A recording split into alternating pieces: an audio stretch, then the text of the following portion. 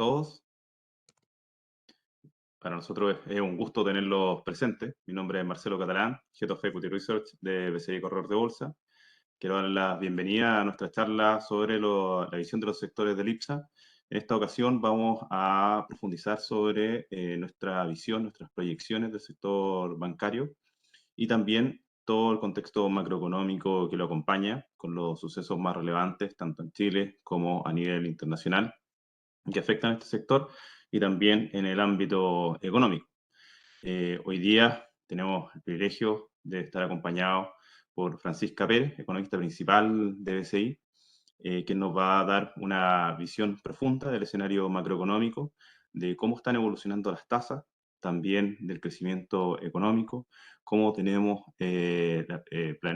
planificado, cómo tenemos planteado el escenario inflacionario para lo que queda del año y también con una visión un poco más de mediano plazo, porque cobra especial relevancia. Hemos visto una gran volatilidad en el último tiempo, así que bienvenida, Francisca. Muchas gracias por tener la oportunidad de escucharte, de ver este análisis profundo sobre el escenario macroeconómico y la inflación.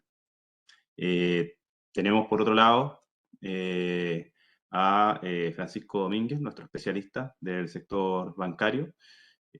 Francisco tiene más de 10 años de experiencia cubriendo el sector bancario y nos va a entregar un profundo análisis de todo el contexto que estamos viendo en términos de colocaciones, también a nivel de industria, las provisiones y los diferentes ámbitos que uno debiera tener presente para entender qué va a suceder en el futuro con el sector bancario y también cuáles serían las recomendaciones por acción, principalmente asociado a Banco Santander, Banco de Chile, Itaú por banca, y en general la visión de la industria. Así que les doy la bienvenida, muchas gracias. Vamos a comenzar con Francisca, con este análisis de macroeconómico y profundo también de todo lo que es el escenario inflacionario y tasas para la economía local. Hola, buenos días. Gracias a todos por conectarse. Como decía Marcelo, yo les traigo la parte del bioeconómico, de nuestras expectativas de inflación, de tasas, también, bueno, y tipo de cambio, porque claramente es algo que está dando vuelta y ha sido muy importante, especialmente en los últimos días. ¿Cuáles son los principales desarrollos que hemos visto en los últimos 2 meses, mes y medio? Desde el lado externo, la inflación mundial se ha tomado la agenda, el tema de alzas de tasas por parte de bancos centrales desarrollados, la Fed, Banco de Inglaterra, el Banco de Europa también. Y eso ha llevado también a una preocupación importante respecto de los mercados financieros, respecto a cuál es la dinámica de crecimiento hacia adelante. Hay aumentos de probabilidad de posible recesión en algunos países y de que quizás menos crecimiento hacia adelante por estos aumentos de tasas que no hemos visto incluso desde los últimos 10 años, y entonces son preocupaciones que están dando vuelta. La guerra de Ucrania sigue siendo preocupación, todavía pareciera ser que está bastante focalizado y los efectos ya están más internalizados, ¿cierto? El precio del petróleo está más o menos más estable, pero siempre por sobre los $100 el barril. Y claramente estamos viendo un nuevo orden geopolítico, todavía se está configurando el tema de Rusia con China y otros países, y ya vimos como ayer algunos otros países como Suecia, que siempre había sido bastante más neutral, pareciera ser que quiere entrar a la OTAN, que es vecino con Rusia.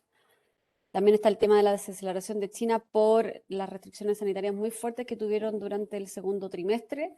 Hay un poco más de relajamiento en las medidas, pero de todas formas igual hay grandes cuellos de botella. Lo que ocurre en China no va a ser fácil deshacer de un día para otro. En Chile el foco ahora está puesto en el proceso constituyente que ayer terminó, ¿cierto? Fue la última votación, está listo el borrador.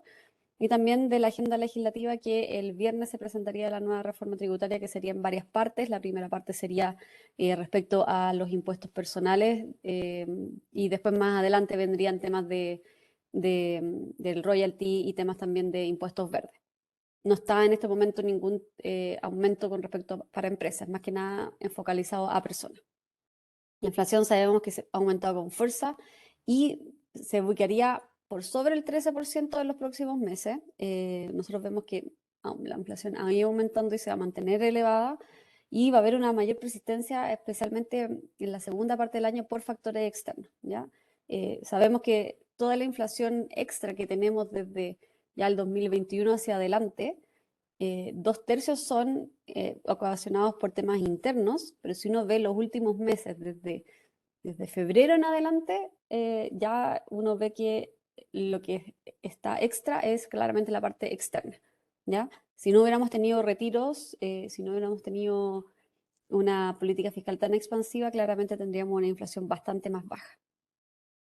También sabemos que la economía se está ajustando, esto es algo natural debido a que el año pasado crecimos demasiado fuerte, estamos muy por sobre el crecimiento potencial, se viene un ajuste muy importante y lo que nosotros estamos viendo es que la economía en este momento ya está en recesión. La economía está en recesión cuando son 2 trimestres de crecimiento trimestral seguidos negativos. El primer trimestre ya fue negativo, trimestre a trimestre, y este trimestre también sería negativo. Lo que pasa es que en términos anuales todavía son positivos, entonces como que no se siente mucho. ¿Cuándo vamos a empezar a sentir de verdad que ya estamos en recesión? En la segunda mitad del año, ¿ya? Cuando veamos crecimientos trimestrales y anuales negativos. Haciendo un rápido repaso por la parte externa, como les comentaba, los riesgos sobre inflación siguen muy latentes. El índice de costos de container en China, si bien habían empezado a disminuir ya con el tema de los cierres de puertos, aumentaron fuertemente. Los precios de alimentos están en máximos de muchos años, casi de 10 años, aceite, cereales, carnes, todos están en niveles muy elevados y que tienen presiones claramente en todo el mundo, no solamente en Chile. También ha sido, como les comentaba, un foco especial de inflación en Estados Unidos. También ha estado subiendo, pero de todas formas se espera que quizás el último dato haya sido el pic y ahora empiece a disminuir. De todas formas, igual si uno ve a fin de año, que son estos puntos que vemos aquí, la trayectoria está por sobre el rango de la Fed, ¿ya? Y eso va a llevar a que la Fed aumente tasas más fuertes. Ya sabemos que a fin de año debería ubicarse en torno a 3,5, que es una tasa muy por sobre la neutral, y eso ha llevado a que los mercados financieros se hayan ajustado muy fuertemente. La preocupación de recesión, si bien se ha ido moderando, de todas formas igual está muy elevada y eso ha llevado que la preocupación de recesión a que las expectativas de tasa de Fed Fund disminuyen un poquito, que lleguen a 3,5 en su máximo, pero de todas formas igual la curva de rendimiento soberano está bastante plana, viendo que podría haber un soft landing hacia adelante. Como les comentaba, la probabilidad de recesión ha ido subiendo, está por sobre el 30%, dependiendo, mirando los distintos indicadores. Todavía no está en un nivel muy alto, pero igual es bastante preocupante. Entonces, en Estados Unidos vemos que va a haber una desaceleración importante en el crecimiento. Esto ha llevado a que el dólar, que se llama el dólar XY, que es el dólar de Estados Unidos, se haya apreciado muy fuertemente y eso ha llevado a que las monedas del resto del mundo se deprecien muy fuertemente. Las más depreciadas han sido las monedas en economías desarrolladas, más que nada empujadas por el euro y otras monedas europeas por el tema de la guerra en Rusia y Ucrania. Y desde mediados de mayo en adelante y casi más fuertemente en junio, vimos como el resto de las monedas de América Latina, también de otros exportadores de commodities, también comenzaron a depreciarse por esta apreciación tan fuerte que vemos aquí del dólar en Estados Unidos. Eso tiene que ver con entradas de flujo en Estados Unidos, muy fuerte. Para Chile, nuestras perspectivas apuntan a que la economía va a estar muy debilitada en lo próximo. Como les comentaba, el primer trimestre fue positivo. Vamos a esperar un segundo trimestre en términos anuales positivo, en torno a 5%. Y del tercer trimestre en adelante vemos caídas. Vemos 4 trimestres de caídas, ¿ya? En términos anuales. Y si uno viera esto en términos trimestrales, el primer trimestre fue negativo y el segundo también está siendo negativo, ¿ya? Entonces, no lo estamos observando tan fuertemente justamente porque todavía vemos que hay crecimientos anuales muy fuertes, porque la economía tuvo un pic de crecimiento durante la segunda parte del año pasado, que se juntaron todos los IFES junto con los retiros, ¿ya? Pero se viene un ajuste muy importante para la economía. Ahora, ¿qué es lo que ha pasado? Y que también lo dijo el Banco Central, la economía está exigiendo este ajuste, pero todavía la liquidez está muy alta.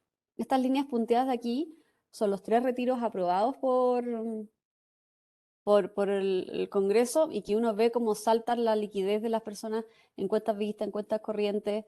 Y si bien han ido disminuyendo lentamente, de todas formas igual todavía están elevadas. Y eso lleva a pensar de que eso no ha dejado que la economía se ajuste a los niveles que uno tendría esperado, porque uno ya debería ver que la economía debería estar creciendo menos, pero todavía la economía está bastante resiliente y es justamente por el consumo que está extremadamente desalineado de los fundamentales. ¿Ya? Nosotros creemos de todas formas de que eh, ya el consumo va a empezar a desacelerarse y esa desaceleración se va a ver ahora en mayo. O sea, ayer ya salieron los primeros datos de consumo de la región metropolitana eh, y eso tiene que ver con que la gente ya está dejando de gastar bastante menos y esto va a ser mucho más fuerte en los próximos meses.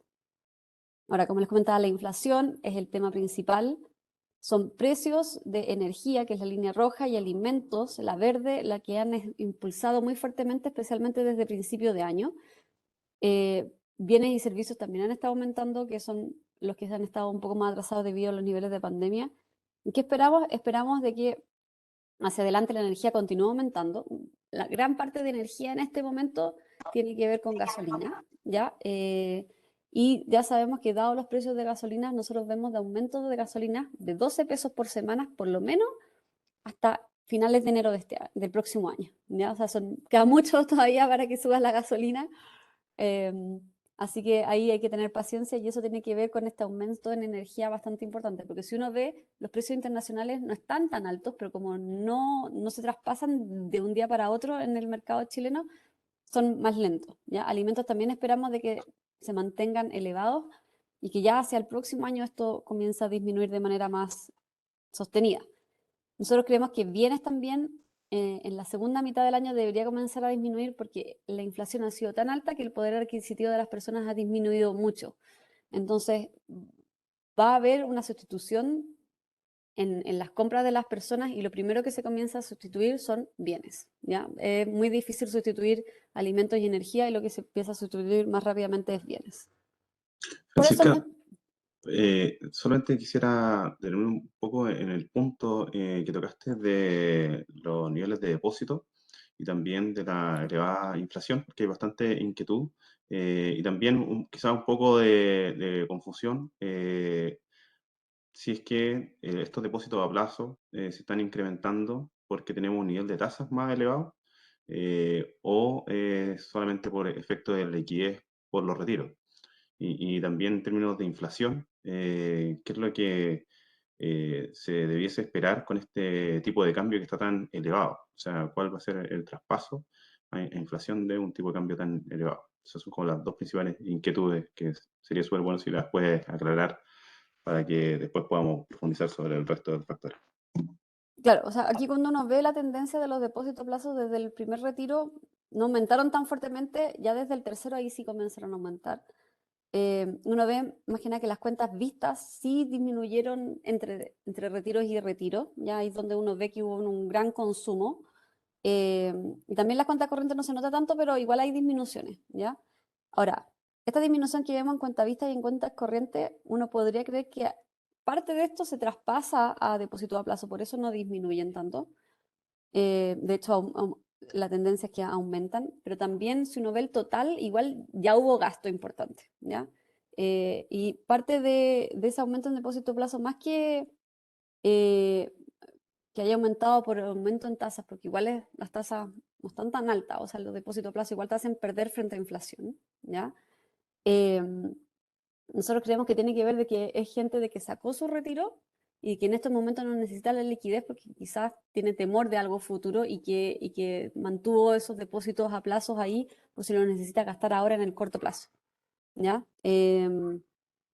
Y eso puede tener que ver con temores a perder un empleo de manera próxima o de tener algún tipo de gasto en lo próximo también. ¿Ya? Eso, por eso los depósitos a plazo han aumentado. Yo les muestro No, aquí un la ahorro parte de, preventivo.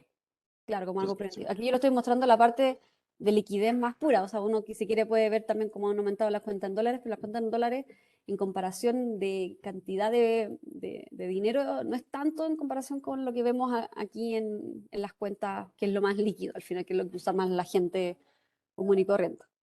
¿Ya? Ahora, para la inflación, justamente, nosotros estábamos esperando ya la semana pasada, de hecho, estábamos esperando de que terminara el año en torno a 10%, pero con estos niveles de tipo de cambio, si se mantienen, ya, cercano a 900, fácilmente vamos a terminar por sobre el 11%, ¿ya? Y por eso nosotros estamos viendo también antes de que llegamos cercano al 13%, pero no a 13%, y ahora estamos viendo de que ya estamos en torno a 13,5% para los próximos meses. ¿Ya? Estamos viendo inflaciones muy importantes. Y si uno, de hecho, ve este gráfico de aquí y ve las barritas azules, las barras azules es la variación mensual del IPC y solamente de aquí hasta finales del 2024, o sea, 2 años más, estamos viendo solo aumento en precios. Aquí no hay caídas en precios, hay que ser bastante énfasis en eso, ¿ya? O sea, uno ve que la variación anual comienza a disminuir porque hay un tema de base de comparación, ¿ya?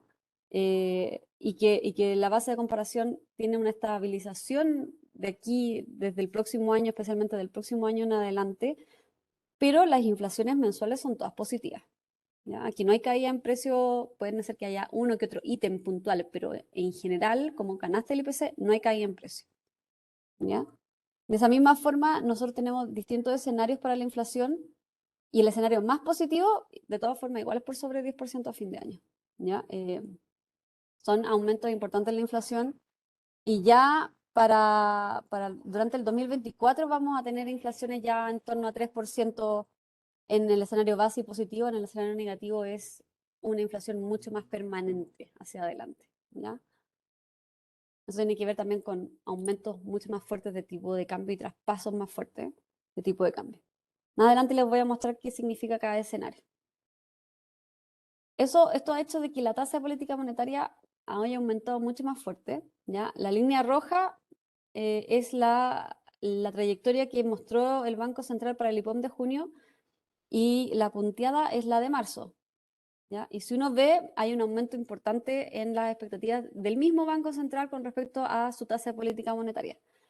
Nuestra expectativa en la línea azul, ¿ya? Y que debería comenzar a tener una baja el cuarto trimestre. Nosotros esperamos que en diciembre haya una baja de tasa de política monetaria. En cambio, el mercado, que es la línea naranja, mantiene la tasa un poco más arriba de lo que nosotros lo estamos esperando y de hecho ya en el largo plazo la tiene bastante más arriba, la tiene casi 125 puntos por arriba de lo que nosotros estamos esperando y el mismo Banco Central está esperando, ¿ya? El mercado aquí tiene una diferencia importante en la parte de tasas, porque también ellos ven que la inflación hacia 2024 también es bastante más alta de la que nosotros tenemos y de la que el Banco Central también tiene, ¿ya? De todas formas, nuestra caída en inflación para este y el próximo año es más alta de la que el Banco Central tiene también, ¿ya? Pero nosotros ya hacia adelante, hacia 2024, vemos que la inflación sí debería llegar. Y aquí, En ese sentido, Francisca, en la próxima reunión de política monetaria, para el 13 de julio, ¿qué se estaría esperando? nosotros estamos esperando de que aumente, porque ahora la tasa de política monetaria está en 9% y para ahora la reunión de julio, que es a mediados de julio, el 15 más o menos, estamos esperando que aumente 50 puntos base, ¿ya? Que es más o menos lo que ellos estaban diciendo y el mercado está más o menos en eso, en 50, 75. Va a depender del, del IPC que salga ahora, que nosotros el IPC, si uno ve el dato del IPC de ahora de junio, está en 1,1, o sea, un nivel también históricamente muy elevado, ¿ya? No son niveles bajos de IPC que estamos viendo, son niveles altos, ¿ya? Y como les comentaba, la principal diferencia que nosotros tenemos con el mercado es la trayectoria de baja en la tasa de política monetaria. Nosotros tenemos una trayectoria más rápida, especialmente para el próximo año, y también vemos una disminución en la inflación especialmente la segunda mitad del próximo año, más rápida también. Nosotros estamos llegando a 3,9 para el próximo año y el mercado está por sobre 4, como 4,4, 4,5 por ahí. Entonces, esa diferencia importante también tiene diferencias con respecto a cuáles son nuestras expectativas en las tasas swap y en las tasas de bonos soberanos, ¿ya? En las tasas en peso, la línea azul, esta línea azul que estoy marcando aquí, es la línea actual que existe en la curva de rendimiento en la tasa swap en peso y la línea puntual es lo que había el mes anterior. Ya se ve que hay un pequeño aumento, especialmente en la parte de corto plazo, que tiene que ver con este aumento de más tasas del Banco Central. Pero como les comentaba, nosotros estamos esperando de que debería haber una disminución en casi toda la curva, especialmente en la parte de mediano plazo para la curva de swap en pesos, porque justamente nosotros estamos viendo de que debería haber una baja en las tasas de política monetaria más rápida hacia adelante. Con respecto a la parte de UF, también tenemos la línea aquí gris oscura, que es la línea actual, y nuestras expectativas de tasa swap en UF es un poco no tan decidora, especialmente en el mediano y largo plazo, y estamos esperando bajas ya significativas, o sea, de que de verdad sean bajas en la parte de corto plazo, entre 1 y 2 años y 3, ¿ya? Eso tiene que ver justamente también porque nosotros estamos viendo de que ya a mediados del próximo año debería haber menor inflación de la que el mercado tiene en este momento. ¿Ya? Son esos dos puntos principales la diferencia de los escenarios que nosotros estamos viendo respecto a lo que el mercado está viendo y cuáles son nuestras expectativas de tasa hacia adelante. De igual forma, la curva de rendimiento de los bonos en pesos, también vemos que debería haber una baja en la curva, especialmente entre el 1 y los 5 años, una baja importante. Y para la swap, digo, y para la UF en bonos, vemos más que nada bajas en la parte más corta de la curva. Ya el resto pareciera ser que está relativamente en línea con lo que uno debería estar esperando. Eso es lo que nosotros estamos esperando para las tasas en adelante, que se mantiene. Y lo importante aquí es ver la diferencia entre los escenarios que tenemos nosotros y lo que tiene el mercado, porque eso hace que nosotros veamos estas bajas, especialmente en las curvas en swap y en bonos en pesos. Ahora, vamos a tipo de cambio que yo creo que igual les interesa bastante. Desde el estallido social en adelante hay un cambio estructural en varias variables financieras. La línea verde es el premio por riesgo que se mide a través de los CDS que se llaman, que son seguros de default de los países. Este es el CDS de 5 años. Y si uno ve previo al estallido social, el CDS en promedio está en torno a 50 y ya en lo último se ha estabilizado en torno a 90. ¿Ya? Y el tipo de cambio de la misma forma antes estaba moviéndose entre los 600 y los 700 más o menos, con un promedio un poquito más arriba de los 700, y después ya si uno empieza a mirar, estamos hablando de que deberíamos ubicarnos por sobre los 800. De igual forma, la volatilidad del tipo de cambio también. Históricamente había sido bajo 10%, y ya desde hace bastante tiempo está bastante por sobre, y después de la elección presidencial se ha estado ubicando también por sobre el 15%. O sea, estamos viendo de que la volatilidad casi ha duplicado en lo último, un 1.5 veces. ¿Ya? Y esa volatilidad también ha tenido impactos en los niveles de tipo de cambio. También, bueno, hay que decir que después de la guerra, que este es el punto de acá, es la guerra entre Rusia y Ucrania, la volatilidad cambiaria mundial también ha aumentado. Entonces, eso tiene mucho que ver con estos aumentos en lo último. Pero si uno ve previo a eso, igual la volatilidad del tipo de cambio en Chile tuvo un cambio estructural, así que eso debería mantenerse hacia adelante.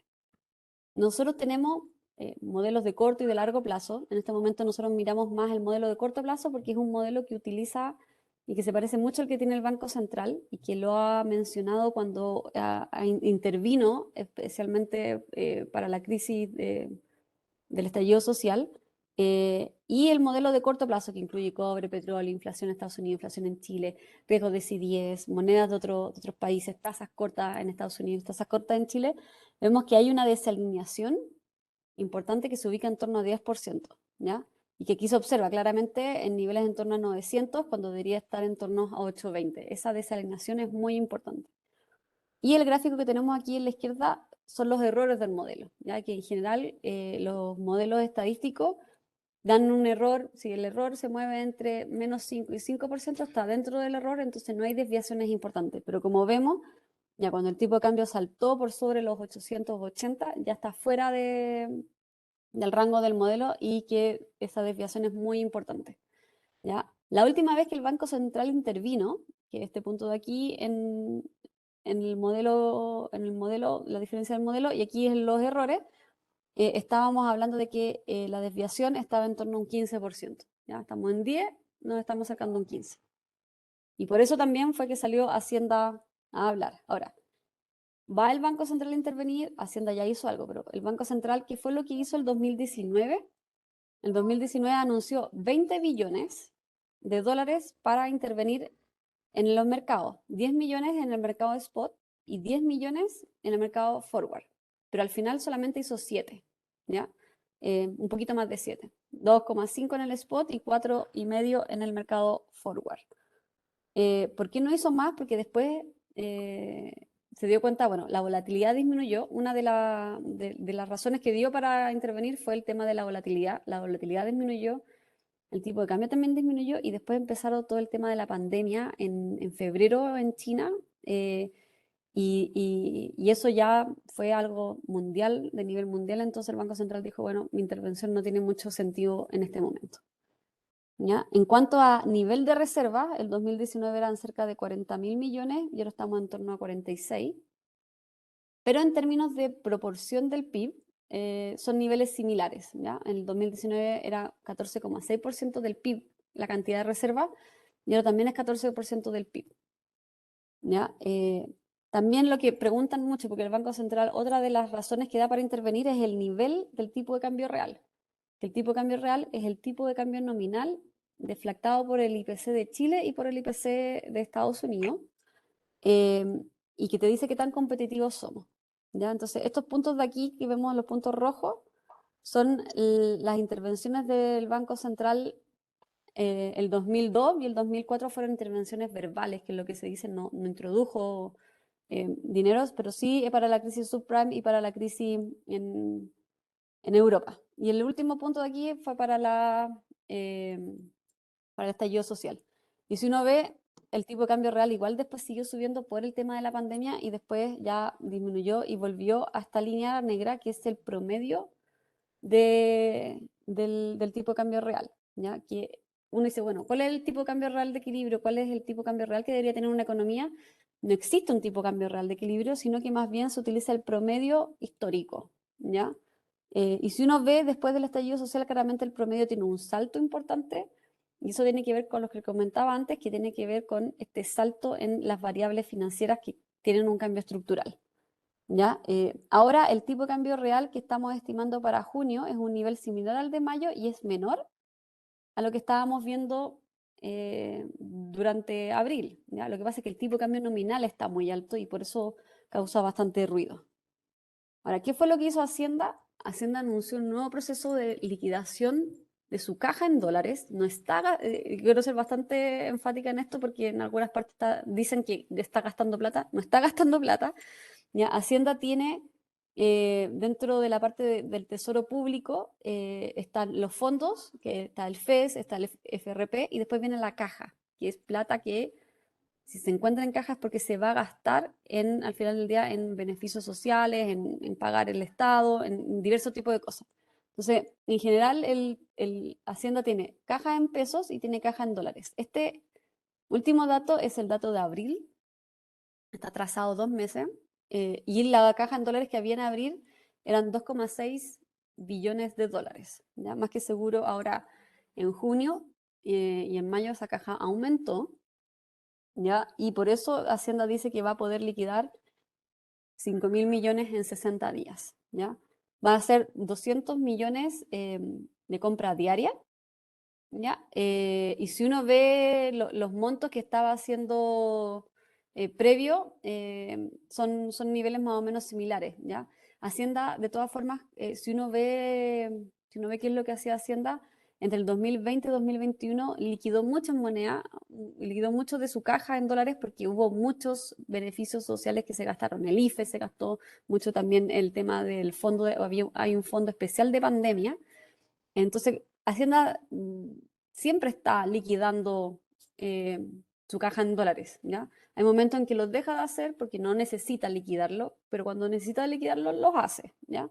Y eso es lo que va a hacer ahora y va a gastar 200 millones diarios, que para el nivel de liquidez que se transa en el mercado, que son más de 1.000 millones, no es mucha plata, pero igual tiene algo de efecto, ¿ya? Y esto de aquí, las barras verdes, son lo que estuvo haciendo Hacienda durante toda la pandemia. No sale la parte del Banco Central porque fue durante el 2019 y principios del 2020, y lo hicieron durante prácticamente 2019 y enero de 2020. Aquí empezamos desde marzo, ¿ya? Y esta línea, estas barritas del Banco Central que fue compra, fue para aumentar sus reservas internacionales que las había disminuido mucho, justamente por el tema de la crisis social, ¿ya? Entonces, eso es lo que está haciendo ahora Hacienda, y quizás más adelante nosotros no descartamos que el Banco Central se una en alguna otra, en alguna otra intervención, para de esa forma, si los dos lo hacen a la vez, tener un poco más de impacto sobre el mercado cambiario, que está bastante volátil. Yo creo que más allá de que el nivel, lo importante es la volatilidad, que es lo que está manchando el tipo de cambio. Ahora hay que tener en cuenta que cuando son factores externos los que producen esta volatilidad, intervenciones son mucho menos efectivas que cuando son factores internos los que causan la volatilidad, ¿ya? Pero eso no significa que el Banco Central no deba hacer nada.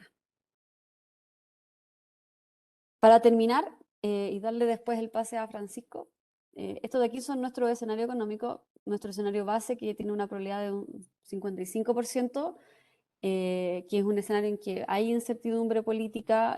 Eso está reflejado en la confianza, que es lo que está ocurriendo ahora. Hay un cambio estructural en las variables financieras. Esto, para nosotros, esto puede ser que haya un rechazo en cuanto a la Constitución, pero la incertidumbre política se mantendría porque igual habría un nuevo proceso constituyente, ¿ya? Y o si no, puede haber que un apruebo muy estrecho y que eso también tensione de cierta forma la incertidumbre de las personas, porque si gana la prueba de manera muy estrecha, eso significa que no es una constitución que está muy validada por la gente, que claramente necesita cambios. Entonces, va a haber ahí una tensión muy importante. Y ya sabemos que, bueno, con la armonización y las normas transitorias, no pueden haber cambios en la nueva constitución hasta 2026. Así que esa incertidumbre hace que nuestro escenario base tenga un 55%. ¿Ya? Nosotros vemos un crecimiento de como les comentaba, de 1,8 para este año, con caídas importantes en el segundo trimestre. El próximo año apenas vamos a crecer. Ese 0,2 podría ser incluso menos 0,2, levemente negativo. No lo vemos mucho más negativo tampoco, pero se mueve entre esos rangos. Y el 2024 nos vemos un salto muy importante porque como se mantiene esta incertidumbre política de que tienen que haber cambios, ya sea gane la apruebo, va a tener que haber una nueva constitución, o gane el rechazo, de todas formas vamos a tener que seguir trabajando en esto. Vamos a crecer muy poco, ¿ya? La tasa de política monetaria, nosotros, como les comentaba, vemos que llega a 9,5 y que en diciembre recién baja a 9, y que de ahí baja lentamente hacia adelante. El desempleo va a aumentar, ¿ya? Más allá de la nueva constitución o no, las normas que está empujando el gobierno hacia ahora hacia adelante, si son muy rápidas, vamos a tener un nivel de desempleo natural más alto. El tipo de cambio también va a estar por sobre los 800.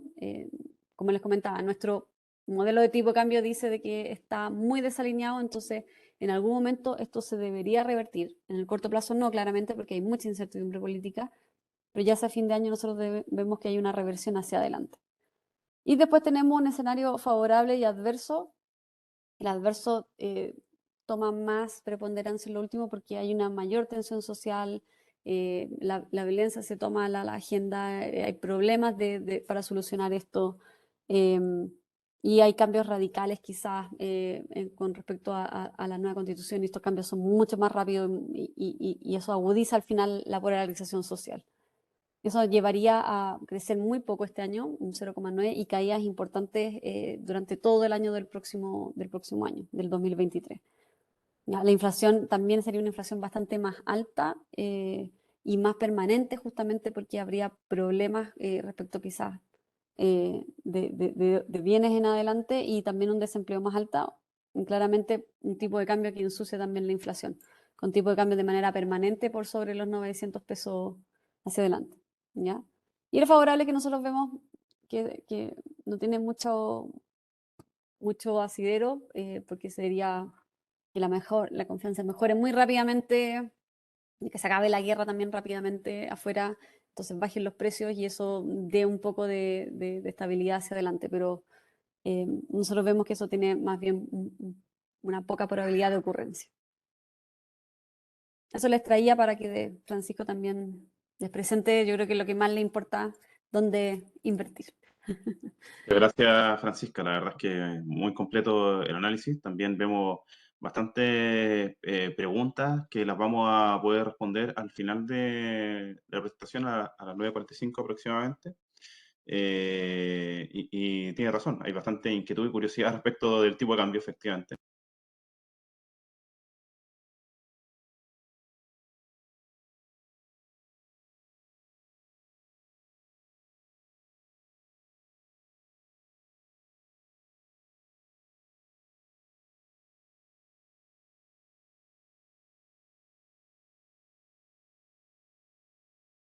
También para el escenario bancario, específicamente de las acciones del sector y la visión del sector, que va a presentar ahora Francisco. Así que, Francisco, por favor, si nos puedes mostrar el profundo análisis que ha realizado sobre el sector bancario y cuál es la visión y recomendaciones del sector. Muchas gracias Francisca por tu visión de todo lo que está pasando. Así es parte fundamental también para comprender qué es lo que estamos esperando un poco en el sector bancario. Brevemente, esta sección la hemos organizado en 4 partes. Una primera instancia para presentar bien brevemente la industria actualmente, un poco los drivers que se han movido, un poco las estimaciones. En segundo lugar, vamos a repasar brevemente lo que sería, qué ha movido fundamentalmente los puntos más duros de la industria desde el año 2018 hasta el año 2021. En tercer lugar, vamos a mostrar brevemente lo que sería adecuación de capital, para entender bien que lo que está pasando en el Basilea va a guiar lo que está pasando en la industria bancaria en el país, que es la regulación. Y finalmente, nuestro resumen de las recomendaciones y brevemente lo que estamos estimando en cada uno de los bancos que tenemos bajo cobertura. A modo de resumen, la industria bancaria actualmente, si uno lo mide por activos, hacia abril, está con 432 billones de dólares de activos, una industria bastante importante, donde en estos activos, parte importante, o 62%, corresponden a los créditos, las colocaciones de la industria. Tenemos 17 bancos en Chile, de los cuales 6 bancos están ya casi en torno al 90% del mercado. Y nuevamente, recordar que desde la nueva publicación de la ley del banco y también en estándares internacionales, estamos mirando a lo que sería la regulación que se le conoce como el Basilea III, que es una regulación que se va a implementar en forma gradual de aquí hacia año 2025 y que va a aplicar bastantes estándares importantes en lo que es la industria bancaria. Nuestros bancos que tenemos bajo cobertura, de estos 6 bancos grandes, tenemos a 3, que serían el Banco Santander, Banco de Chile e Itaú Corpbanca. Estos 3 bancos básicamente representan 183 billones de dólares en activos consolidados, con lo cual tendríamos un 42% de lo que es activo de industrias cubierto bajo nuestra cobertura de BCI Equity Research. Hay que entender bien que aquí están los bancos más grandes, nuevamente mencionarlos. Hay Banco Santander, Chile y Itaú Corpbanca. Después vamos a tener la presentación para que tengan todos los detalles. Y principalmente hay que entender cuál es la estructura de los bancos en general. Los bancos, por la parte de lo que serían los activos, la parte más importante, y esto también marca súper fuertemente lo que serían la diversificación de su estrategia, la forma en la cual hacen negocios, etcétera, son la parte de las colocaciones. Y ahí en el gráfico del costado izquierda tenemos las barras azules, que serían los segmentos comerciales, y las partes rojas y verdes, que es más tirado a lo que sería el segmento de personas, con rojo consumo y verde retail. Como pueden ver bien, por ejemplo, tenemos una industria bancaria que en términos de exposición en general está más ligada en primer lugar a lo que serían los créditos de carácter comercial y en segundo lugar a créditos de carácter más de hipotecario, siendo el banco de los que tenemos bajo cobertura más cargado a la parte comercial, en el caso, por ejemplo, de un Itaú Corpbanca y en el caso, por ejemplo, un Banco Santander Chile con un pequeño sesgo más asociado a lo que sería a una exposición hipotecaria. Banco Chile estaría un punto más entre medio. Por la parte de los pasivos, la forma en que los bancos se fondean, hay varios temas que hay que destacar, pero en principal destacamos ahí las barras que están en colores las celeste y las de colores color naranjo, que serían los depósitos vista, los depósitos a plazo, y también tenemos las obligaciones con banco y estos instrumentos de financieros de capital regulatorio emitidos, que es un tema que vamos a entrar un poco más en profundidad en un rato más.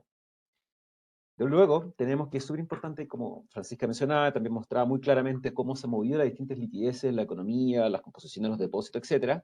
Acá también tenemos en la misma línea cómo se ha comportado el mix específico en lo que serían depósitos vistas y los depósitos a plazo de la industria bancaria y cómo se han visto los movimientos también asociados con lo que es la tasa de la política monetaria. Y básicamente en lo que se ha estado observando ya con los datos que tenemos de cierre de abril 22, consolidó la industria, con el proceso de la expansión de la tasa de la política monetaria, o sea, en términos de mayor tasa, básicamente tenemos que la industria está con una mayor liquidez y ahí esto, adicionalmente se está observando una expansión en lo que sería una mayor participación de los depósitos a plazo en lo que serían los balances consolidados de la industria. En parte relacionado por lo que comentábamos de la liquidez, también incertidumbre, pero también un mayor apetito en este sentido a los retornos, dado la alta tasa que está en el Banco Central, digamos, llevando a cabo a través de la política monetaria. Esto es importante tenerlo en consideración porque recordemos que los bancos, a través de la forma en la cual se fondean, hay varios niveles y lo que son los depósitos a plazo es una parte importante. Entonces, a la medida en que el mercado comienza a expandir su participación, a tomar más depósitos, etcétera, los bancos, lo que sería el costo de fondeo va a comenzar a expandirse, conllevado adicionalmente con unas tasas más altas por la parte de las colocaciones. Eventualmente, lo que nosotros estamos estimando en nuestros modelos y las proyecciones que vamos a mostrar un poco más adelante, es que los márgenes min de la industria van a comenzar a tener compresiones. En este sentido, siendo que los retornos van a ser buenos, pero van a ser cada vez menos fuertes de lo que hemos visto últimamente. En ese Finalmente, sentido, Francisco, la inflación debiera jugar un rol fundamental también para compensar efectivamente, este efecto alza tasa, ¿o no? efectivamente, la inflación va a jugar un efecto fundamental. Vamos a tener de partida, por ejemplo, crecimientos de colocaciones, que hay que separarlo por lo que sería un crecimiento real y el crecimiento nominal. En línea con lo que Francisca aquí recién nos mostraba del escenario base, tenemos crecimientos básicamente bien acotados para este año con inflación bastante importante. Y si uno mire eso, cuánto van a estar creciendo las carteras consolidadas de la industria para este año, estaríamos en el rango en torno al 9 al 10% medio en términos nominales. Pero si uno lo mide en términos reales, que está aquí en el gráfico del costado al superior izquierdo, tendríamos crecimientos reales levemente positivos, cosa que ya hace el próximo año, con moderación de lo que sería el crecimiento del país, ya, como bien decíamos, ya en torno a niveles 0,2 o muy, muy neutro, y también una inflación más baja, nosotros estaríamos estimando que las carteras de colocaciones consolidadas de la industria pasarían a crecer el próximo año un dígito y dígito inferior. Esto significaría un 4 a un 5%, con lo cual, por supuesto, también va a afectar a los ingresos de la industria. También recordar que cuando hay alta inflación, esta inflación es capturada inmediatamente por las carteras que están relacionadas a la inflación en los bancos, pero también llevado más a cabo a lo que serían los clientes propios de la industria bancaria. Tenemos personas que se nos va a incrementar el costo de la vida en general, la parte de los dividendos, etc. Entonces, por otra parte, vamos a ver un menos apetito, que está reflejado en nuestras estimaciones, del crecimiento de las carteras de crédito de los bancos, que va a llevar también, por supuesto, a moderación de lo que se esperan en los crecimientos de los ingresos de la industria este año y el siguiente, y recién empezando a normalizarse hacia el año 2024 en forma tendencial. Sectores que deberían presentar una incidencia, por supuesto, más fuerte, lo que serían en nuestras estimaciones de ingresos, estarían dados principalmente por lo que sería el sector comercial relacionado al crecimiento económico y también, por supuesto, lo que es el riesgo de las carteras estaría asociado a nivel transversal en todos los sectores con algunos tonos distintos en algunas líneas de negocios que vamos a revisar. Esta sería la primera parte, simplemente entender, es una industria bien grande, tenemos una industria que está condicionada al crecimiento del país, inflación, las carteras van a presentar expansión este año, la expansión de las carteras principalmente va a estar dada por su efecto conllevado por la inflación. En segundo lugar, queríamos presentarle brevemente, para entender un poco la magnitud de lo que estamos viendo, lo que ha pasado desde el año 2018 hasta el año 2021. Estos son los resultados de la industria bancaria 2018, 19, 20, 21. Y como podrán ver bien, aquí pusimos los efectos incrementales en estos gráficos de cascada. Cada vez que las barras son positivas implica una mayor contribución y cuando son negativas son una contribución negativa, o sea, una menor contribución respecto al año anterior. Entonces, por ejemplo, tenemos un año 2018 a 2019 con una expansión importante en lo que fue el margen de interés neto, pero tuvimos fuertemente asociado esta barra naranja que son las provisiones por riesgo de crédito. Los bancos estimaron que iba a haber un deterioro en las carteras y conllevado por esto pensaban a incrementar lo que son las provisiones asociadas por este tipo de riesgo. Nuevamente, el año 2019 vimos similar efectos asociados a un menor crecimiento. Tuvimos un margen de interés que no fue tan robusto, no se expandió tanto como lo que fue un año 2018, y partió la pandemia ya hacia el año 2020, donde podemos ver, por ejemplo, que los bancos, lo que pasaría en el año 2019, que fue una expansión un importante ajuste de lo que serían las carteras, la parte de las provisiones. El año 2020 continuó este efecto, pero hubo un efecto súper importante asociado el año 2021, la mayor inflación que se dio principalmente final del año, llevó a una expansión importante a lo que fueron los márgenes de interés de la industria y adicionalmente la base que vimos de provisiones fuertes durante el año 2020, principalmente a causa de la pandemia, no estuvo durante el año 2021, con lo cual las utilidades durante el año 2021 fueron bastante fuertes. En resumen, fueron más fuertes, efecto inflación y también menor base de comparación de lo que sería el costo del riesgo de la industria. Si uno lo mira bien brevemente por bancos, básicamente tenemos un Banco Santander que tuvo este efecto, lo se acopló bastante fuerte obviamente a lo que pasó en la industria, también se asoció que tuvo efecto por parte de lo que es el margin min, tuvo efecto de las provisiones, mejor para resultados para el año 2021. En el caso también de Banco Santander, muy similar a un banco de Santander, un Banco Chile, y en el caso de lo que sería un Itaú Corpbanca, recordar que Itaú Corpbanca estuvo recientemente en un aumento de capital bastante importante el año pasado, 1.100 millones de dólares. Este aumento de capital nosotros lo veníamos viendo hace tiempo, en el rango la industria es próximamente también, que era en definitiva para hacer un catch-up con los requerimientos de capital ya de cara hacia el Basilea 3. En el caso de Itaú Corpbanca, cuando tengan esta presentación, aquí básicamente esta barra gigante de importante gasto fue un impairment. Recuerden que cuando los bancos se fusionan se generan activos intangibles, el goodwill que le llaman, y ese goodwill tiene que ser testeado cada cierto tiempo. En caso de que refleje un menor valor, debe ser asociado con el correspondiente impairment. Y este fue el efecto, lo que se dio durante el año 2020, que fue testeado por pandemia.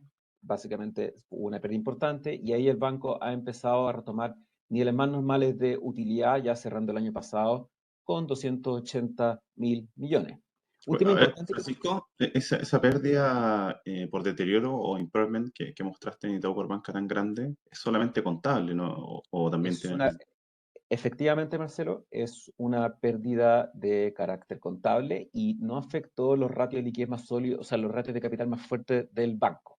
En definitiva, fue una pérdida que fue un no recurrente y eventualmente si es que el banco llegara a sufrir otro tipo de desaceleración a las operaciones que pasan en Chile y en Colombia tan fuerte como lo que se vio en la pandemia, eventualmente tendría que haber otro testeo y en caso de que se arroje un menor valor, tendría que haber nuevamente un impairment, pero básicamente ya el monto del goodwill asociado cayó en forma drástica y no sería un efecto tan intenso como lo que se vio durante el año 2020. Efectivamente, no afecta, digamos, es una pérdida simplemente de carácter contable.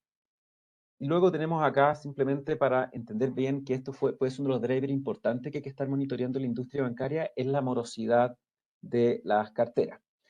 Nuevamente aquí los datos que hemos puesto son de largo espectro, tenemos desde el año 2010 hasta el último dato que es el año, o sea, abril 2022, y principalmente los hemos puesto por los colores, donde Santander el rojo, azul Banco de Chile, naranja Itaú Corpbanca y el color gris que es la industria bancaria.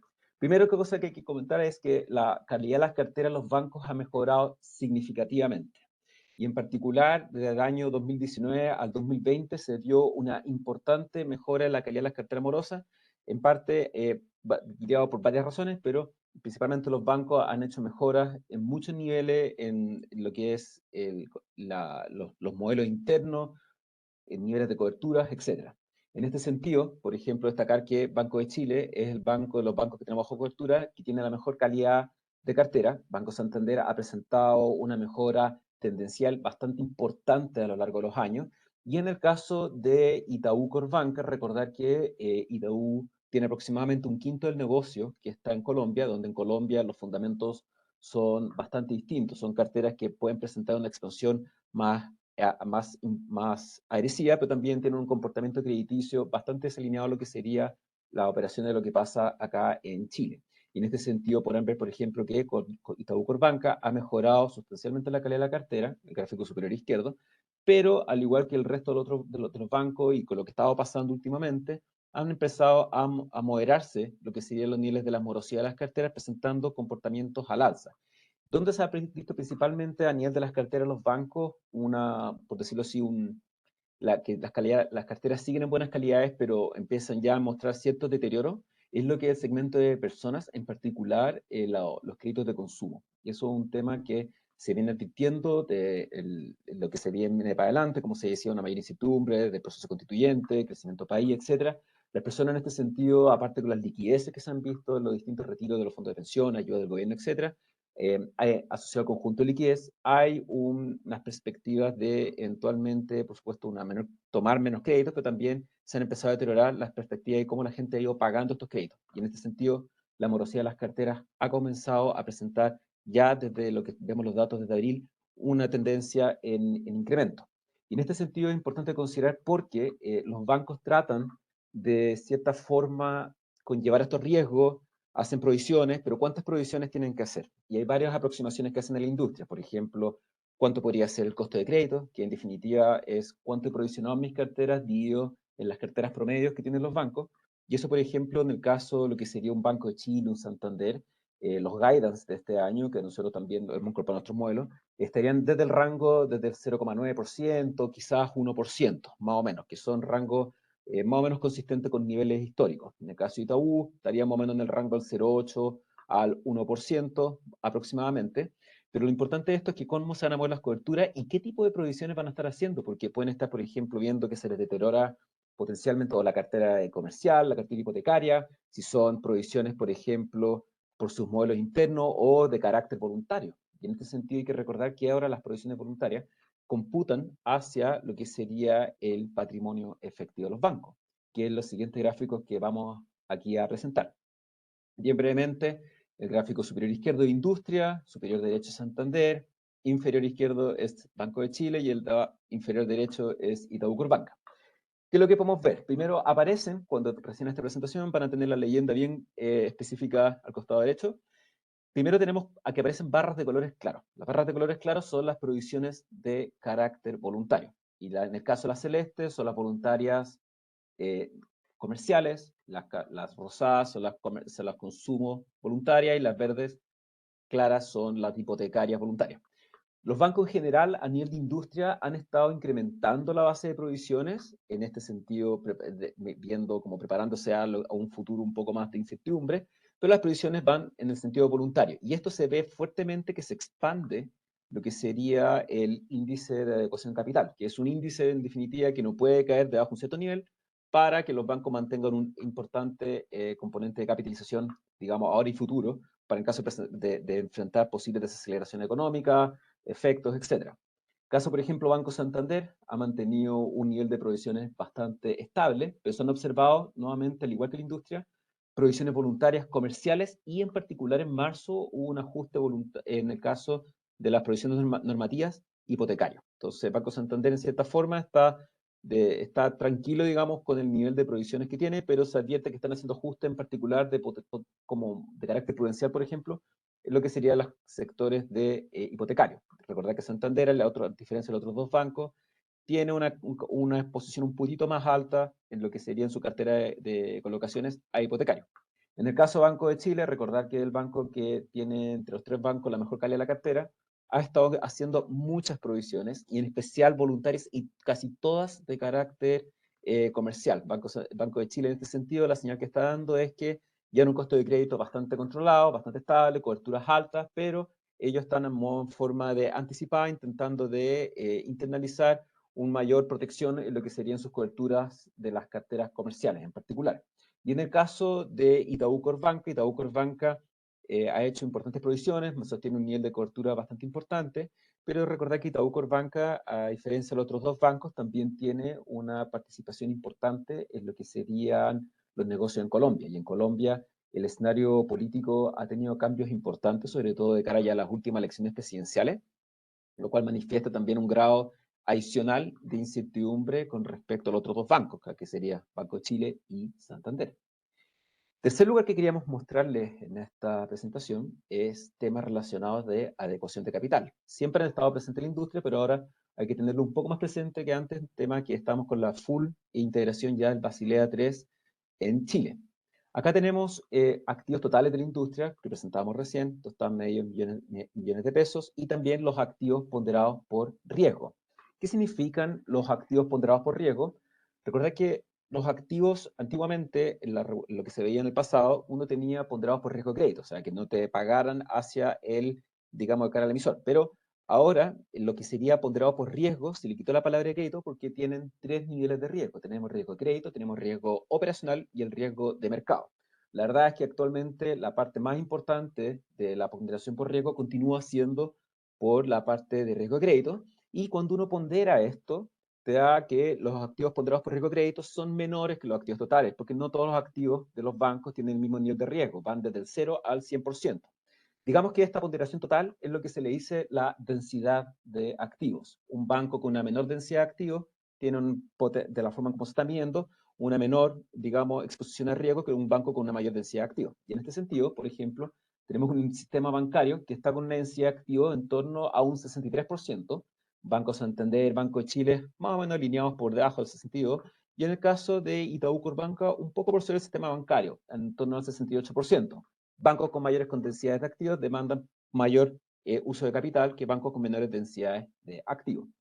En este sentido, hay que retener esta fórmula presente, que es lo que se le va a empezar un poco a medir, esto a modo bien resumen, a los bancos, que es el índice de la adecuación de capital, que hay que mantener un cierto nivel importante, que nosotros estamos estimando por sobre el 3,5-14%, para lo que sería los bancos que al futuro, que es el patrimonio efectivo sobre los activos ponderados por riesgo de crédito. ¿Y qué es lo que es el patrimonio efectivo? Recién revisamos los activos ponderados por riesgo, que van a ser más altos en la medida que los bancos tengan mayor riesgo, más bajos en la medida que los bancos tengan menor riesgo, operacional de mercado de crédito.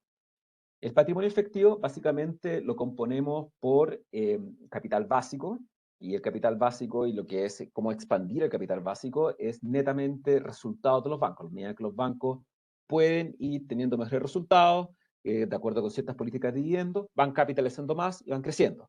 Otros componentes del patrimonio efectivo estarían dados a lo que son las provisiones voluntarias, que nosotros recién estábamos revisando, ahí que Banco de Chile, por ejemplo, tiene una importante composición de provisiones voluntarias específicamente del sector comercial. También tenemos bonos sin plazo que se han incorporado otros instrumentos, por ejemplo, los activos que se deducen, que son las barras que están de color naranja, que por ejemplo era el Goodwill de Itaú Corpbanca, y que presentó aquí una moderación bastante importante en sus niveles hacia el año 2020. Y finalmente, otros elementos pequeños que serían, por ejemplo, el tema del interés minoritario, y últimamente que se han empezado a usar un poco más adicionalmente, que son de carácter igual, o sea, segundo elemento más importante, que sería el caso de los bonos subordinados. Y aquí tenemos finalmente cómo se han estado moviendo la adecuación de capital desde el año 99 hasta febrero de este año, último año publicado, de los tres bancos de cobertura y de la industria bancaria. Y como podrán ver bien, que los bancos tendencialmente se han ido preparando a lo largo de más de 20 años para esta regulación, incrementando este índice de adecuación de capital, por ejemplo, siendo en el caso de lo que sería aquí un Banco Santander, un Banco de Chile, niveles muy importantes, Itaú también, la industria bancaria. Simplemente pusimos el Banco Itaú desde el inicio de la fusión, abril 2016, para mostrar los efectos de cómo iba creciendo. Recordad que Itaú Corpbanca, con el último aumento capital, incrementó en forma importante lo que sería su adecuación de capital.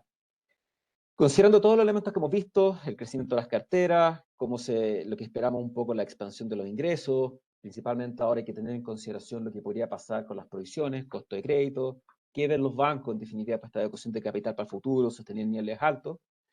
Nosotros actualizamos hace un poco más de una semana nuestros precios objetivos de la cobertura en general, y el resumen en definitiva es el siguiente. Banco Santander lo tendríamos en este momento como nuestra acción favorita del sector. Nosotros estamos estimando un precio objetivo, digamos, 2023, de en torno a 46 pesos por acción. Es una recomendación de sobreponderar. Y en el caso de Banco Santander, alineado con todo lo que estamos viendo en la industria, nosotros estamos estimando una ganancia, digamos, final, controladores, que es consistente con un ROE que va a ser bastante fuerte, similar al año pasado, en torno al 22, 23%, y ya hacia el próximo año moderándose en torno a un 19%. Estimamos también que Banco Santander va a tener una importante eficiencia operacional, se sostendría, pero parte de esta eficiencia operacional, que recordemos que la eficiencia es una medición que se hace bien brevemente de los gastos que el banco necesita para operar sobre los ingresos operacionales efectivos. Es un indicador, hay varias formas de medirlo, pero es uno de los indicadores que se usa en la industria, que es la eficiencia operacional. Y nosotros estamos estimando que Banco Santander tendría eficiencias operacionales bastante importantes, pero principalmente impulsadas sobre todo por el tema de los ingresos operacionales. Igual estimamos que los costos deberían estar creciendo por debajo o cercano alineado a lo que sería la inflación. En el caso de Francisco, Marcelo. acá hay una inquietud respecto de qué es lo que sucede con la segunda mitad del año con los bancos, porque se ve que hay un crecimiento muy fuerte, pasando de utilidad que crece más de un 10% este año, y que marca un récord histórico. Pero si uno lo desglosara por primer semestre y segundo semestre, ¿cómo sería la evolución del MIN y de la utilidad para Banco Santander y los otros bancos? ¿Hay un escenario conservador, hay un escenario más deteriorado el segundo semestre? Perfecto. Sí, nosotros en BCI, en Equity Research, estamos considerando un escenario sumamente conservador para nuestras proyecciones de la industria bancaria. Estimamos que, la verdad, los márgenes de interés, digamos, el equivalente a cuánto es el margen como promedio que le está sacando a la cartera el banco, que considera fondeo, que considera líneas de crédito, que considera bonos, que considera todo, etcétera, todo lo que tenga ingreso y gasto por intereses, es un resumen definitivo del margen de interés, va a presentar una moderación tendencial que va a partir acelerándose durante el segundo semestre de este año y ya hacia el próximo año aplicando las presiones. Y de hecho nosotros acá, por ejemplo, vemos que el MIN equivalente, la forma con la cual estamos haciendo la medición para, los modelos bancarios, en el caso de Santander, por ejemplo, estuvo en torno a 5% durante el año 2021. Este año estaría en 4,5, 4,6 y hacia el año 2023, 4,3. Y recordamos que cambios en los puntos bases de este indicador significa un importante cambio directamente hacia las utilidades del banco. Es uno de los primeros temas que estamos estimando, que el segundo semestre no es que desde el punto de vista directamente de los ingresos vaya a ser malo, va a ser bueno, va a estar muy influenciado al punto de vista por el tema de la inflación, va a afectar el ingreso a la industria, pero también va a estar de fondo con este tema de la aceleración gradual del crecimiento de las colocaciones. Entonces va a haber como un efecto de presiones opuestas que va a hacer que no va a ser tan positivo como el primer semestre de la industria. Y eso nosotros lo estamos viendo directamente para este año, según el próximo año, ya internalizando totalmente lo que sería ya el menor crecimiento total y inflación que estaría cediendo, etc. También recordar que en este caso nosotros hemos incorporado en forma muy conservadora costos de crédito que son alineados en general con lo que los bancos ven en sus carteras, pero también con las componentes de las provisiones voluntarias. Y en este sentido hemos considerado que los bancos en forma prudencial y también con lo que estamos estimando, que la morosidad del sistema debería comenzar a incrementarse tendencialmente, con todo el tema de la incertidumbre, los bancos con este intento de sostener las coberturas de las carteras, también tendrían presiones por parte de lo que serían las provisiones hacia ya el efecto de última línea. En definitiva, el sesgo que estamos viendo para la industria es un sesgo, no es positivo como teníamos antes, es un sesgo más neutral. Hay estos temas que van a ayudar a la industria, pero también tenemos una regulación súper fuerte que los bancos tienen que cumplir. Los bancos vemos que están bien preparados para esto, pero por supuesto vamos a empezar a ver los efectos ya del escenario económico en los resultados de la segunda mitad del año y ya hacia el próximo año, el año 2023. Y en bien resumen, por ejemplo, Santander estaríamos viendo un ROE, como comentamos este año, en 22-23%, ya hacia el próximo año bajando en forma considerable, ya son a niveles de un 18% aproximadamente. Entonces, con este sentido, nuestra recomendación en el Banco Santander, que sería dentro de las 3 acciones que tenemos cobertura, nuestra acción favorita, estaría por 46 pesos por acción y una recomendación de sobreponderar. Recordar que cuando nosotros damos las clasificaciones de sobreponderar, subponderar o neutral, obedecen a cuánto estamos estimando que el desempeño de la acción podría obtener por sobre el IPSA, en torno a una banda de más o menos 5%. En el caso de Banco Santander, estaría por sobre la banda, sobreponderar. En el caso de Banco de Chile, si bien también vemos que tiene muy buenos fundamentales, bastante sólidos, como el caso de Banco Santander. Banco de Chile también tiene una muy buena calidad de cartera.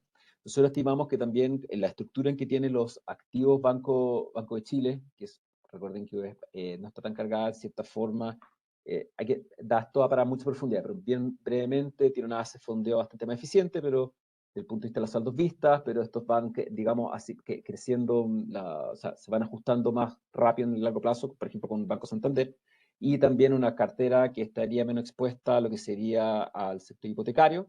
También vemos que Banco de Chile sostendría un margen min, similar a un Banco de Santander, en torno, que también presentaría compresiones, en torno a un 4.3, el próximo año en torno a un 4.1. También vemos un Banco de Chile controlando bien fuertemente lo que serían los ingresos, o sea, los gastos personales, por debajo de inflación, etcétera, con lo cual nosotros estamos estimando que Banco de Chile estaría con una eficiencia más o menos en el rango del 37, 38%, que son niveles bastante buenos para el Banco de Chile. Y en este sentido, conjugando todo esto, estaríamos viendo una ganancia controlador para este año, consistente también con un ROE bastante fuerte para la industria, que sería en torno a un 22%, 22, 23%, y ya es el próximo año también moderando hacia un 19%. Recordad que Banco de Chile, en los bancos que tenemos bajo la cobertura, es el banco que tiene la adecuación de capital en este momento la más alta de todas, pero también esta adecuación está impulsada por lo que son las provisiones de carácter voluntario, que el banco ha ido constituyendo. De acuerdo a cuando nosotros hicimos el corte para hacer la evaluación final de todos los modelos, etcétera, nosotros nos da que Banco de Chile nos da una recomendación de un precio objetivo hacia el año 2023 de 94 pesos por acción, pero con una recomendación de carácter más neutral. Y finalmente, cerrando ya el último banco que tenemos bajo cobertura, es el caso de Itaú Corpbanca.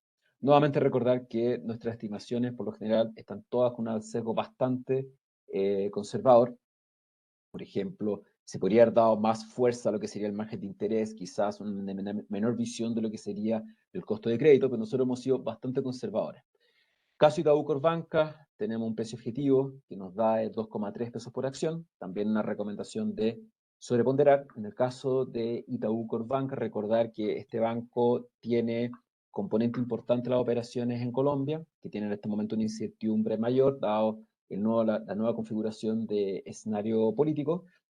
Tema a favor del banco, el aumento de capital fue hecho bastante exitoso y el banco quedó con una importante adecuación similar a sus pares, lo cual es bastante positivo en este sentido, pero a diferencia de los otros dos bancos dentro de nuestros modelos, cuando nosotros vamos haciendo nuestros modelos, nosotros hacemos un valor de descuento y dividendo. Entonces, la política de dividendo que usamos para los bancos es fundamental para lo que nos afecta directamente en los precios objetivos. Y la política de dividendo principalmente está guiada para satisfacer la adecuación de capital. Si un banco entrega un dividendo muy grande, es muy bueno desde el punto de vista del dividend yield, retorno a accionistas, pero también no logra capitalizar suficiente hacia el futuro y eso es un costo, digamos, hacia el futuro en caso que el banco esté con presiones. Por otra parte, si el banco entrega una política de dividendo más comprimida, en torno al mínimo, el 30%, significa que el banco, las utilidades que está obteniendo, las está capitalizando, significa que va a tener una adecuación de capital más importante y en el futuro potencialmente puede estar teniendo menores presiones de capital. Y este es el caso de nosotros de Itaú Corpbanca, hemos modelado un precio objetivo con un dividendo bastante conservador en el corto plazo, en torno a 30% y moderándose un 40% en el largo plazo para satisfacer las necesidades de capital. En este sentido, estamos estimando que Itaú Corpbanca para este año deberá estar teniendo ganancia controlador más o menos en torno a los 300.000 millones, lo cual es un ROE en torno a un 10% y en línea con lo que estamos estimando ya hacia el próximo año, al igual que al resto de los bancos. Estamos estimando un decrecimiento de este ROE ya llegando a niveles en torno a 8, potencialmente 9%.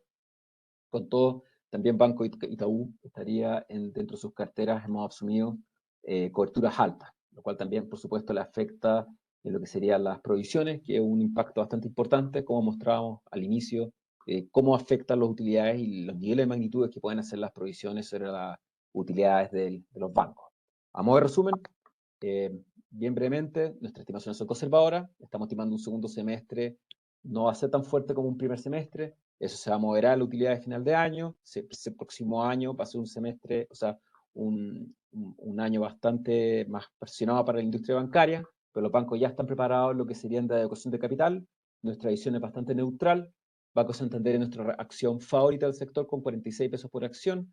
Recomendación sobreponderar, tenemos Banco de Chile con 94 pesos por acción e Itaú Corbanca con 2,3 pesos por acción. Ahí. Muchas gracias, Francisco. La verdad es que estamos un poco pasados en la hora, pero vamos a hacer brevemente las preguntas principales y que se han repetido más durante toda la charla. Vamos a partir con Francisca. Una de las preguntas más recurrentes, Francisca, que se da en términos macroeconómicos, es ¿cuál es el nivel máximo del dólar respecto al peso chileno? Y cuáles serían los factores que podrían hacer tocar ese máximo. ¿Es posible que tengamos el dólar a lucas, como dicen algunos, o a 1.000 pesos? Si tuviéramos una exacerbación de esta volatilidad, por ejemplo, con un tipo de cambio que superara los 950 y con alta volatilidad, ¿podríamos ahí ver la intervención? Y dentro de esos factores, una de las preguntas más recurrentes es que la Fed en Estados Unidos, comentaste, Francisca, que se esperaba por parte del mercado que llegara a 3,5%. Pero ¿qué pasa si, por ejemplo, la Fed, por circunstancias de presión inflacionaria, lleva la tasa a un 4%? ¿Podríamos tener en Chile una TPM, por ejemplo, sobre 9,75, quizás en 10% o superior? ¿Y qué pasaría con el tipo de cambio en ese escenario?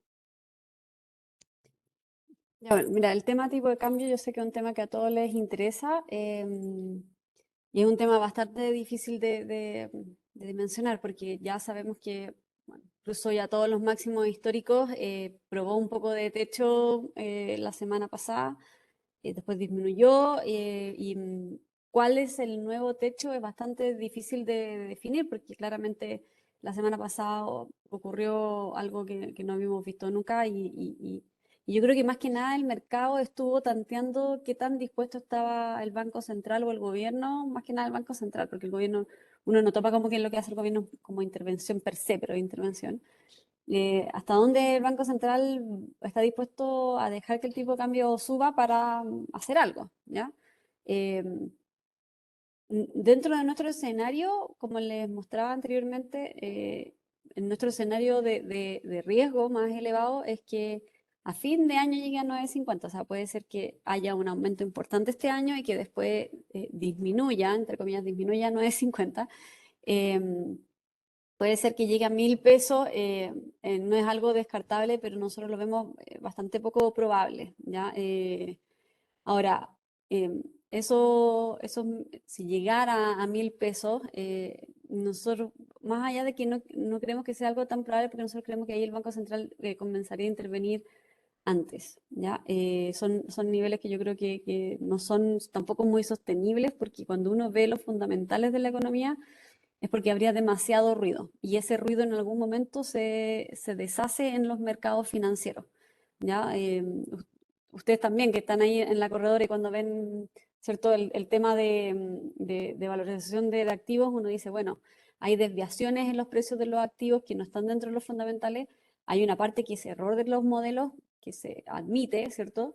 Y que cuando ya ese error está muy por fuera, uno dice, tiene que haber una corrección sí o sí. ¿Cuánto se demora esa corrección? Tiene mucho que ver con la volatilidad que hay en el exterior, ¿ya? El tema de la Fed es algo que pesa mucho. De todas formas, si uno veía hace un par de semanas atrás, y le mostré ahí el gráfico, se estaba esperando que incluso podía llegar a 4% la tasa de política monetaria de la Fed a mediados del próximo año más o menos, y ahora ha ido bajando esa probabilidad. ¿Por qué ha ido bajando esa probabilidad? Justamente por el temor de una recesión en Estados Unidos. Y de hecho hoy día salió una revisión para el PIB del primer trimestre y de que salió de que el consumo no estaba tan bueno como se esperaba, ¿ya? Entonces uno ya empieza a ver en Estados Unidos eh, datos que muestran que el crecimiento para el año no va a ser tan bueno y que el próximo año podría haber un crecimiento mucho más bajo, o incluso quizás otro trimestre negativo o quizás 2 trimestres negativos, que eso ya es una recesión técnica, como les comentaba. Entonces, ver aumentos de tasa mucho más fuertes en Estados Unidos, nosotros no los vemos muy probable. Nunca nada es descartable porque construcción estadística, nada tiene probabilidad cero, ¿ya? Es como parte de la estadística, nada es cero. Pero lo vemos bastante bajo porque justamente los datos que han estado saliendo en Estados Unidos no han sido buenos. Entonces, eso llevaría a que la Fed, si bien está en otro ciclo monetario que Chile, porque Chile ya está llegando al fin de su ciclo monetario, de esa monetaria, la Fed apenas está partiendo. Eh, Nosotros no creemos que hayan aumentos mucho más fuertes en Estados Unidos justamente por este temor a la recesión, ¿ya? Hay que recordar también que la Fed tiene este mandato dual entre inflación y mercado laboral. Entonces, si el mercado laboral se empieza a ver afectado por este temor de recesión en Estados Unidos, llevaría a que la Fed, claro, aumente tasas para contener las presiones inflacionarias, pero no la aumente tan fuerte justamente para no tener impacto sobre el mercado laboral, ¿ya? Much- Eh, Muchas gracias, Francisco. eso lo podría decir, sí. La verdad es que queda muy claro. Ojalá que no llegue a niveles de 1000 por digamos, una mayor estabilidad económica de precios, etcétera. Y nos queda súper claro cuáles son los factores que pueden afectar y cuáles son los factores que hay que monitorear. Claro, Eh, principalmente yo creo que para ver el tema de intervención hay que ver la volatilidad y estar preguntando, no sé si los clientes están ahí preguntando cuál es la desviación de los fundamentales, nos pueden preguntar y nosotros les vamos diciendo, no tenemos ningún problema si ellos quieren estar atentos a eso. Muchas gracias, Francisca. Y para cerrar, Francisco, tenemos una pregunta que también en el sector bancario es bastante recurrente, que es asociada al riesgo. Tú hablaste, Francisco, de una mayor provisión para este segundo semestre voluntaria por parte de la banca. Y la verdad es que se mostraba ahí también que se incrementaba la morosidad en el consumo en la última parte de la curva. Pero ¿qué se espera para el segundo semestre en términos de provisiones? Es posible, por ejemplo, que la banca, aprovechando esta buena utilidad este año, dado el efecto positivo en MIN por la inflación, pueda aprovechar para constituir más provisiones adicionales ese segundo semestre.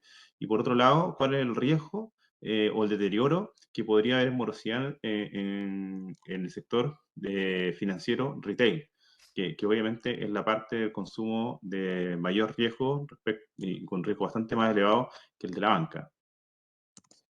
Gracias, Marcelo. En primer lugar, efectivamente, lo que hemos estado viendo y hemos analizado ya comportamiento a largo plazo, utilidades bastante importantes en el sector, sobre todo con lo que es la expansión de los márgenes de interés, inflación, etcétera, podrían eventualmente a conllevar mayor expansiones en lo que serían las provisiones y en particular las de carácter voluntario. Recordemos que las provisiones de carácter voluntario computan a lo que sería el patrimonio efectivo en este ratio que mostrábamos de patrimonio efectivo a activos ponderados por riesgo. En definitiva, ayudan en forma considerable a lo que es la adecuación de capital. Todos los bancos han estado ya utilizando, digamos, esto en forma voluntaria y en el caso Banco de Chile, uno de los bancos que ha presentado un comportamiento un poco más fuerte en este sentido. Entonces, las provisiones voluntarias ayudan el patrimonio efectivo y eventualmente, si es que hay una importante corrección de lo que serían los modelos de riesgo de los bancos, sobre todo, como decías tú ahí, en el caso de lo que se está viendo en parte de consumo, las provisiones voluntarias pueden ayudar eventualmente a reversarlas, tiene con su consecuente impacto en la adecuación de capital, si hay buen espacio se puede hacer, y ayuda a ajustar los modelos de riesgo que son exigidos para la industria. Entonces, en este sentido, eventualmente, como lo que estaríamos observando, súper, por decirlo así, resultados debido a la inflación, que también conllevan a su correspondiente deterioro de las carteras que hemos estado viendo, pueden ser neteados en cierta forma en términos parciales por reversión de estas provisiones voluntarias hacia a la última línea para afectarlos, no afectar, digamos, los costos de crédito de forma neta del sector. Muchas gracias, Francisco. Nos queda súper claro. Y bueno, hay que tener claro que, según lo que menciona, BSI Corredor de Bolsa tiene una de las visiones más conservadoras del mercado en términos de desempeño en resultados para el segundo semestre para la banca, pero aún así hay buenas oportunidades, sobre todo en Banco Santander. Y ahí recordar que Banco Santander está dentro del portafolio recomendado también, fundamental. Muchas gracias, Francisca. Muchas gracias, Francisco. Un muy completo análisis. En nombre de todo el equipo de Wealth Management de BCI, les queremos dar las gracias por conectarse a esta charla. Antes de despedirnos, queremos recordarles y dejarlo invitado a que visiten nuestro sitio web www.bci.cl/inversiones, donde ahí van a poder encontrar todos los videos, todo el material, por ejemplo, de la charla que acabamos de realizar y también podcast, cápsulas, etc. Así que muchas gracias y hasta otra oportunidad. Que esté muy bien. Chao, gracias. Gracias a todos, cuídense.